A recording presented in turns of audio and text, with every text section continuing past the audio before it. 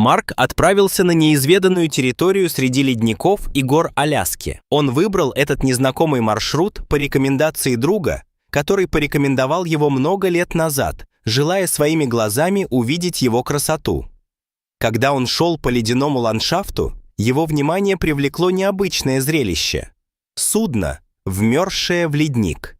Заинтригованный, Марк осторожно приблизился к лодке. Поднявшись на борт, он был поражен необъяснимым чувством благоговения. Однако настоящий шок он испытал, когда сел за штурвал. Открывшееся перед ним зрелище было настолько ошеломляющим, что он не смог сдержать возгласа недоверия.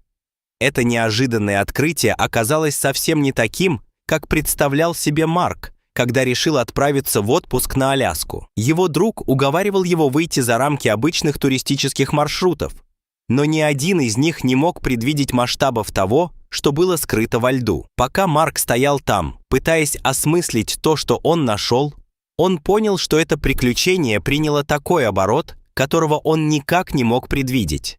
Марк выбрал этот уединенный маршрут по рекомендации своего друга Тайлера, привлеченный обещанием уединения и нетронутой красоты. Когда он добрался до места назначения, открывшееся перед ним место оказалось совсем не таким, как он ожидал. Ожидаемое обширное белое пространство и далекие скалистые горы были там, но их затмевал неуместный ярко-желтый объект, доминирующий над пейзажем. Прежде чем Марк смог осмыслить эту странную сцену, зазвонил его телефон. Это был Тайлер. «Привет, Тайлер, что случилось?» Озадаченный Марк ответил. В голосе Тайлера слышалось недоверие. «Марк, это лодка на леднике. Ты отфотошопил фотографию, которую прислал?» Замешательство Марка усилилось. «Подожди, ты не знал об этом. Я думал, ты меня разыгрываешь. Ты хочешь сказать, что этого здесь не было, когда ты приезжал в прошлом году?» «Ни за что, чувак, этого там точно не было. Ты можешь связаться со мной по FaceTime? Мне нужно увидеть это своими глазами», — попросил Тайлер. В его тоне смешались скептицизм и любопытство. Марк согласился, найдя утешение в том, что поделился этим сюрреалистическим опытом со своим другом, пусть даже виртуально. «Если прием продолжится, я буду держать вас на связи, пока буду выяснять, что к чему. Вы будете здесь, по крайней мере, мысленно». Когда Марк приблизился к судну, его огромные размеры стали очевидны. «Как я вообще должен попасть на борт?» – подумал он вслух. Тайлер предположил, что, может быть, там есть точка доступа, если обойти вокруг. Кивнув, Марк осторожно обошел лодку в поисках пути наверх. Оказавшись на палубе, он обнаружил, что она на удивление пуста. С каждым шагом тайна становилась все более загадочной, и Марк испытывал смешанное чувство волнения и опасения по поводу того, что он может обнаружить внутри этого необъяснимого явления на леднике Аляски. «Давайте заглянем внутрь», — предложил Тайлер, не подозревая о надвигающейся опасности. Марк нашел вход в рубку и осторожно приблизился, рассказывая Тайлеру о своих наблюдениях. Когда он толкнул дверь и осветил помещение фонариком, от открывшегося перед ним зрелища у него перехватило дыхание. В каюте было холодно, и в тусклом свете было видно, как Марк выдыхает воздух. Внезапно одна из фигур внутри, казалось, зашевелилась. Паника охватила Марка, и первобытный крик вырвался из его горла, разорвав ледяную тишину. Его телефон с грохотом упал на пол, прервав связь с Тайлером, а экран потемнел. В наступившей тишине ледяные стены лодки казались давящими. Марк заставил себя двигаться, отступая нетвердыми шагами. Снаружи он поскользнулся на ледяной поверхности, отчаянно увеличивая расстояние между собой и судном. Он то и дело оглядывался, почти ожидая, что из-за жутковатого желтого корпуса, резко контрастировавшего с белым пейзажем, вот-вот что-то появится. Когда Марк бежал, его начали одолевать сомнения. Действительно ли он видел то, о чем думал? Или его разум просто разыгрывал его в этой пустынной обстановке? Чем дальше он удалялся от корабля, тем легче становился воздух, как будто тяжесть спала с его плеч.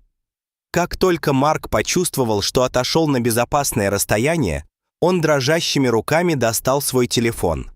Дрожащим голосом он набрал номер местных властей, пытаясь объяснить свое открытие. «Там вмерзшая в лед лодка», — пробормотал он, запинаясь. Но с ней что-то ужасно не так. Его слов было недостаточно, чтобы передать ужас, свидетелем которого он стал. Голос диспетчера звучал отстраненно и скептически. Марк изо всех сил пытался связно описать эту сцену. Внутри лодки были изображены фигуры, расположенные по кругу. Это было неправильно, пугающе, торопливо объяснил он, почувствовав недоверие диспетчера. Сюрреалистичность ситуации усугублялась скептицизмом диспетчера. «Вы уверены в том, что видели, сэр?» — спросили они с сомнением в голосе. Нетерпение Марка было ощутимым, когда он умолял диспетчера прислать помощь, в его голосе слышалось отчаяние. Неохотно было отправлено подразделение, их скептицизм был очевиден. Дрожащий и потрясенный, Марк искал укрытие, ожидая их прибытия. Полицейские, на лицах которых отражалась странная смесь недоверия и озабоченности, были встречены неоспоримым зрелищем. Колоссальное желтое судно, резко контрастирующее с нетронутой белизной ледника. Их первоначальный скептицизм быстро сменился сосредоточенной решимостью, когда они ступили на борт. Внутреннее убранство корабля представляло собой жуткую декорацию, дополненную пугающей композицией из искусственных скелетов и пятен, похожих на кровь. Офицеры превратились в дотошных следователей, которые с методичной точностью задокументировали место происшествия. Их приглушенные разговоры и осторожные движения создавали напряженную атмосферу. В конце концов, иллюзия была раскрыта, показав сложную головоломку, а не ужасное преступление. Поддельные кровь и кости резко контрастировали с растущим ощущением загадочности. Звонок Марка Тайлеру подтвердил недавнее и необъяснимое появление корабля, добавив еще больше загадок к тайне. Последовало всестороннее расследование, в ходе которого офицеры изучали базы данных и сотрудничали с другими департаментами. И все же корабль оставался неуловимой загадкой. Его происхождение и назначение были окутаны тайной. Корабль-призрак был безмолвным свидетельством того, что невозможно объяснить, причудливым артефактом, затерявшимся в ледяной пустыне. Марк был потрясен абсурдностью всего происходящего. Разительный контраст между его первоначальным ужасом и последующим открытием простой съемочной площадки вызвал у него резкий когнитивный диссонанс. Страх превратился в странный коктейль из недоверия и веселья. Некогда внушавший ужас корабль превратился в забытую бутафорию, ставшую жертвой неудавшегося художественного замысла. Когда они отъехали, корабль превратился в далекую точку. Сюрреалистический знак препинания в необыкновенной истории. В последующие дни Марк поймал себя на том, что размышляет об этом инциденте. Это было суровым напоминанием о человеческой способности к неверному толкованию, о хрупкости восприятия перед лицом неизвестного. То, что начиналось как кошмарная встреча, превратилось в философское затруднение. Ледник, некогда являвшийся символом нетронутой чистоты, теперь нес на себе отпечаток человеческой изобретательности. Сопоставление величия природы и искусственно созданного зрелища было парадоксальным. Марк подумал, не изменился ли безвозвратно сам ландшафт, не остался ли на нем невидимый след от этого странного вторжения. По мере того, как он справлялся со сложностями своих эмоций, у него появлялось чувство благодарности. Он был благодарен за решимость, за отсутствие реальной опасности. Но в то же время он испытывал глубокую признательность за сам опыт, за то, как он заставил его встретиться лицом к лицу со своими страхами и подвергнуть сомнению свои предположения. Воспоминания о корабле, несомненно, останутся надолго, став своеобразной главой в книге его жизни.